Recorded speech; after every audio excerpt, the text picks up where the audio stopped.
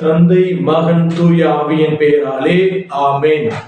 ஆண்டவர் உங்களோடு இருப்பாராக, உம் ஆன்மாவோடும் இருப்பாராக. இறையேசுவில் பிரியமுள்ள சகோதரமே சகோதரிகளே, இந்த புதிய நாளை தந்த இறைவனுக்கு நாம் நெஞ்சார நன்றியை கூறிக்கொள்வோம். இன்றைய நற்செய்தியானது யோவான் எழுதிய நற்செய்தி 3வது அதிகாரம் வசனங்கள் 22 30 முடிய உள்ள வசனம். திருமுழுக்கு யோவான் இயேசுவுக்காக சாட்சியம் கூறுகின்றார்.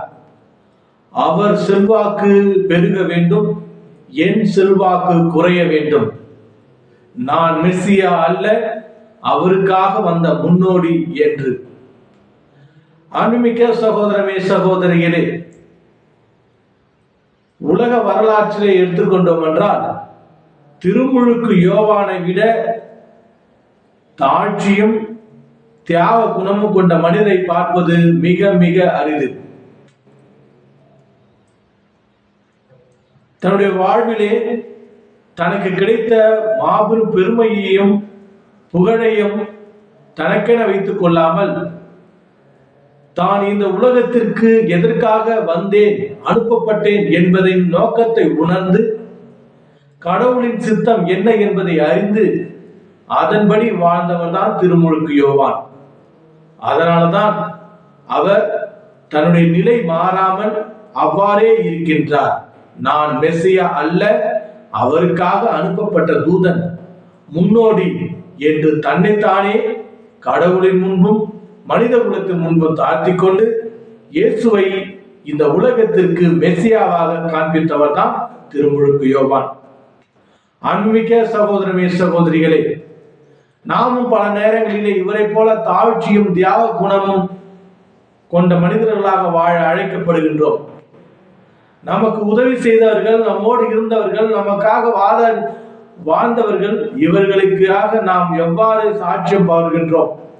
பல நேரங்களிலே பல பேர் பலவிதமான நோயினாலும் துன்பத்தினாலும் பீடிக்கப்பட்டு நம்முடைய வாழ்வை பிறருக்காக வாழாமல் சுயநலமாக வாழ்ந்து பிறருடைய வாழ்வை கெடுப்பதற்காகவே வாழ்ந்து கொண்டிருக்கின்றோம். இன்னும் தெளிவாக சொல்ல வேண்டும் என்றால், நம்முடைய வாழ்விற்கு உந்துதலாக இருந்தவர்களை நாம் மறந்து விடுகின்றோம். கடவுள் நமக்கு எவ்வளவு பெரிய அளப்பரிய ஆசீர்வாதங்களையும் அன்பையும் பொழிந்து கொண்டே இருக்கின்றார். பல நேரங்களில் அவரையே நாம் மறந்து விடுகின்றோம். நமக்காக கஷ்டப்பட்டு நெத்தி வேர்வை நிலத்தில் சென்று உழைத்த நாம் பெற்றோர்களை மறந்து விடுகின்றோம்.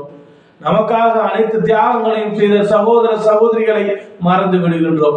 நம்முடைய துன்பங்கள், துயரங்கள், வேதனைகள், சோதனைகளில் நம்மோடு கூட இருந்த நம்முடைய உற்றார் உறவினர்களை மறந்து விடுகின்றோம். சிந்தித்து பார்க்க வேண்டும் அனுபவிக்க சகோதரமே சகோதரிகளே. சின்ன சின்ன வருத்தங்கள், சிறு சிறு சண்டைகள், சிறு சிறு கோபங்கள், சிறு சிறு மனஸ்தாபங்கள் மூலமாக நாம் அவர்கள் செய்த நன்மைத்தனத்தையும் மறந்து நாம் தான் பெரியவர்கள் என்ற மனப்பாங்கிலே வாழ்ந்து கொண்டிருக்கின்றோம். அது அல்ல வாழ்க்கை. மன்னிப்பதே வாழ்க்கை. மன்னித்து ஏற்றுக்கொண்டு தாழ்ச்சியை ஆடையாக அணிந்து கொண்டு தியாகத்தோடு வாழ்கின்ற பொழுதுதான் நம்முடைய வாழ்வு ஒரு சிறந்த வாழ்வாக இருக்கும்.